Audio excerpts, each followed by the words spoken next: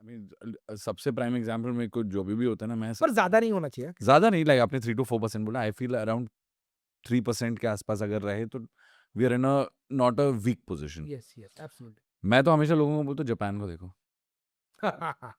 Japan की जो currency है it's quite a low, if you compare it to India के करेंसी से भी लो है, but it's a very strong. Very strong current country and high income country. ये see हम लोग अभी हमको फ़र्क क्यों गिर रहा है? See one of the biggest reason rupees depreciating is because हम लोग ऑयल बहुत ज़्यादा इम्पोर्ट कर रहे हैं और ऑयल का जो भी इम्पोर्ट होता है वो डॉलर में होता है और लोग ये बोलते हैं चाइना। सी यार, जब ट्रम्प चाइना में गया था ना, I was pretty sure US will never ever go with China. Can not. Can not, because सबसे बड़ा कॉम्पिटिटर कौन है? चाइना। अभी एक कैन नॉट। आपको मैं आप बोल यूएस का ना हिस्ट्री बहुत ही इंटरेस्टिंग है। जब यूएस ने मैन्युफैक्चरिंग आउटसोर्स करना शुरू कर दिया, उन्होंने जापान से स्टार्ट किया था। 1950 से 1976 जापान में था। Japan become very rich. Correct. Japan ने कभी भी यूएस को आँख नहीं बताया। It was a strong ally. 1970s में जब जापान का लेबर कॉस्टली हुआ, तो इन्होंने शिफ्ट किया ताइवान और साउथ कोरिया में। ये इन्होंने भी पैसा बनाया 1970 से 1990s तक। इन्होंने भी कभी यूएस को आँख नहीं बताया। 1990s में मैन्युफैक्चरिंग शिफ्ट हुई चाइना में। 1990 से 2010 तक ये चुपचाप इन्होंने अपनी इकोनॉमी को बिल्ड किया और किसको आज आँख बता रहे हैं? यूएस को। यूएस को। अभी ये 2 पीछे इकोनॉमीज़ थी और अगर यूएस को चाइना को कंट्रोल, आज के डेट में इंडिया सबसे बड़ा एनिमी है ही नहीं उनका। इंडिया एंड वी आर हम लोग ने किसको आँख ही नहीं बताया। We are right now what you call protecting our rights, right? तो करेक्ट। हम लोग ने कभी किसको आँख नहीं बताया, तो उनको भी पता है यार ये लोग कुछ करने वाले नहीं है, हमारे लिए सबसे बड़ा प्रॉब्लम है। बट उनको प्रॉब्लम क्या हुआ अभी? यूएस को इंडिया से प्रॉब्लम क्या है? जिसे उनको कंट्रोल करना चाहिए, उन लोग कंट्रोल नहीं कर पा रहे बिकॉज़ ऑफ दिस गवर्नमेंट। ये गवर्नमेंट सुनती नहीं है। इंडिया और यूएस के रिलेशन कब खराब हो गए? जब ट्रेड यू डील। बॉम्बिंग हुआ ना, नहीं बॉम्बिंग हुआ ना जब पाकिस्तान में, तो तब से उनके रिलेशन खराब हो गए क्योंकि यूएस का बोला जा रहा है वहाँ बहुत नुकसान हुआ। So this is a problem. So US never wants a strong China. US wants a strong India, but इतना ही strong कि that will stay under the US control. And I'll tell you, India का सबसे आज के date में सबसे एक strong relationship UAE के साथ है। इफ यू चेक ना, तो जब उनके किंग यहाँ आए थे तो prime minister Modi went him to receive और उनके किंग भी प्राइम मिनिस्टर मोदी को। और one of the reason why UAE got out of OPEC, okay, OPEC is the cartel of oil correct. Companies, तो बोला जा रहा है 2 इंपॉर्टेंट विजिट्स हुई थी, फॉरेन मिनिस्टर एस जयशंकर और अजित डोभाल, और उसके बाद उन्होंने ओपेक के बाहर गए। तो ओपेक के बाहर गिरने के बाद क्या होता है कि they don't have to follow the rules. हम लोग कितना भी ऑयल सप्लाई कर सकते हैं और कौन से रेट पे भी बेच सकते हैं because they are not under that OPEC OPEC. Thing. अभी इधर क्या हो गया? अभी इंडिया को कैसे एडवांटेज हो रहा है कि इंडिया क्या बोल रहा है कि हमको ओपेक में यूएई कैन 600,000 बैरल्स उन लोग निकाल रिजर्व रहे में हैं। रखा है। नहीं नहीं, उन लोग डेली का निकाल रहे हैं आउटपुट, पर उनका 1 मिलियन से ज्यादा का कैपेसिटी है, तो उन लोग अंडर प्रोड्यूस करे जस्ट बिकॉज ऑफ ओपेक ना। अगर ओपेक के बाहर आता है तो इंडिया के साथ one, I tell you why did prime minister Modi went only for 3 hours, because वो डील साइन कर रहा है for energy agreement. And UAE और इंडिया का रिलेशन बहुत अच्छा है। बहुत अच्छा है। And the way India is managing Iran also, तो आई थिंक सी जब टर्मोइल में होता है ना तो एवरीथिंग लुक्स यार स्कैटर्ड, ये ठीक नहीं लग रहा है। बट यही 2 साल के बाद देखो, अरे क्या मोदी जी ने काम किया, ऐसे और ही। पर ये हमेशा ही होता है ना सर, जब I feel like how we say ना, human beings know how to come out of problems. Right now, I say, and we know how to deal with and find a way around life.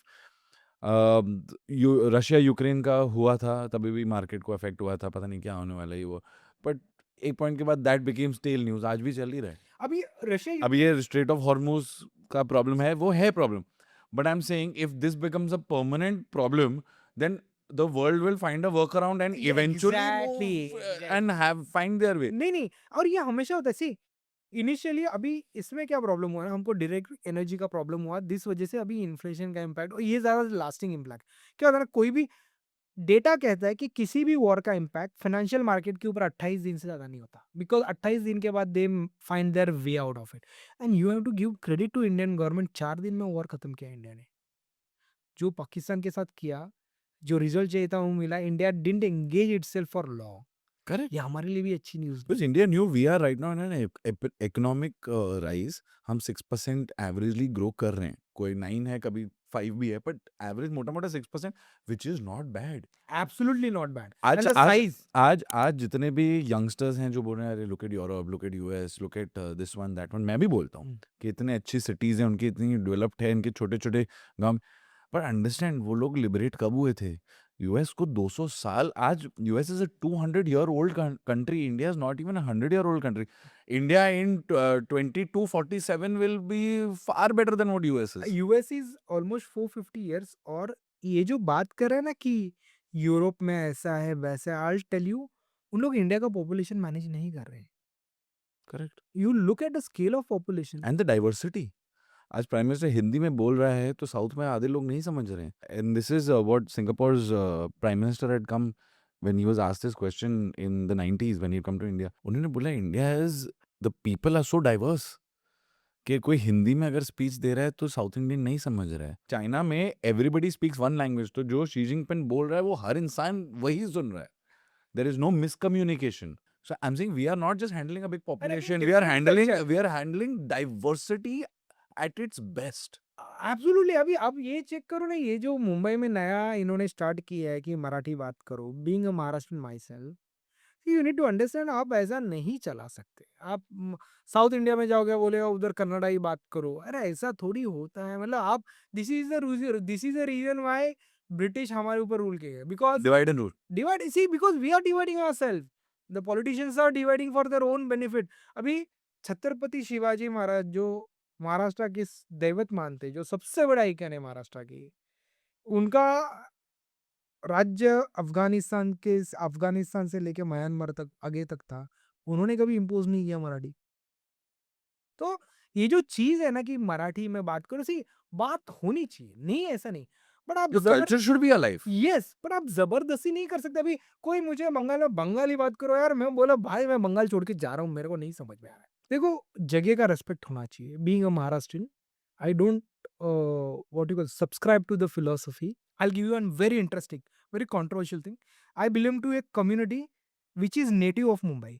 There are Agri, there are Kolis and there are Parsis. These are original natives. Everybody else is from outside.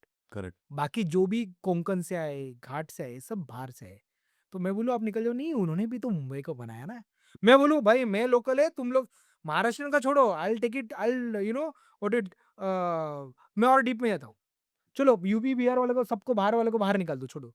पर आप जो महाराष्ट्र का है ना, महाराष्ट्र का है ना, वो भी आप यहाँ से निकल जाओ क्योंकि मुंबई हमारा है, ऐसा बोलोगे तो चलेगा? नहीं, नहीं चलेगा ना. उन्होंने भी तो बनाया है ना. आज यूएई और इंडिया का भी तो अच्छा है, because UAE knows that Dubai और इन सबको बनाने में सबसे ज्यादा इंडियंस का ही हाथ है, सबसे ज्यादा. That is why. ये सब जो होता है ना, ये सब जो होता है ना, तो ये इंडिया को डिवाइड करता है. Sir let's talk about something which is very hot right now. मैंने एक पॉडकास्ट देखा जहाँ पे एक बंदा आया था, उन्होंने 3 प्रेडिक्शंस दिए थे. Rupee will hit rupees 150, people will not be able to buy homes in the future, और एक और प्रेडिक्शन था. चलो at least these 2 predictions is what hit मी.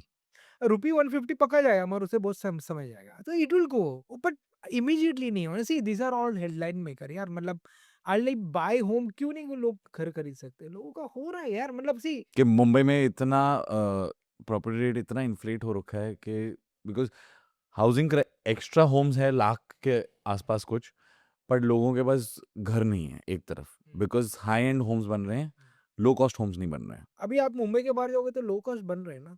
मुंबई के बाहर I am talking about so see, you need to understand, अभी Mumbai, this is Mumbai, Delhi, Noida, ये सारी चीजें. और ये किसने बना के रखा? यही पॉलिटिशियंस में बना के रखा ना, एलिट. अभी एक्चुअली आप जाके देखो, बिल्डर के ऊपर की बहुत प्रेशर है, उनके ऊपर भी.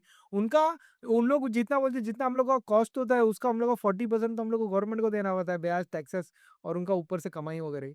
अगर उन लोग उनकी कमाई आधी करते तो यहाँ प्राइसेस भी कम हो जाएंगे.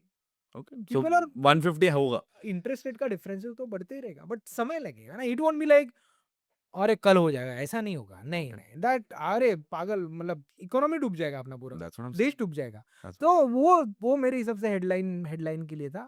बट आई डाउट कि immediately, at least not in next 7-8 years. तब तक स्टॉक मार्केट में आप कमा भी लोगे अगर आप हाँ. टिकोगे.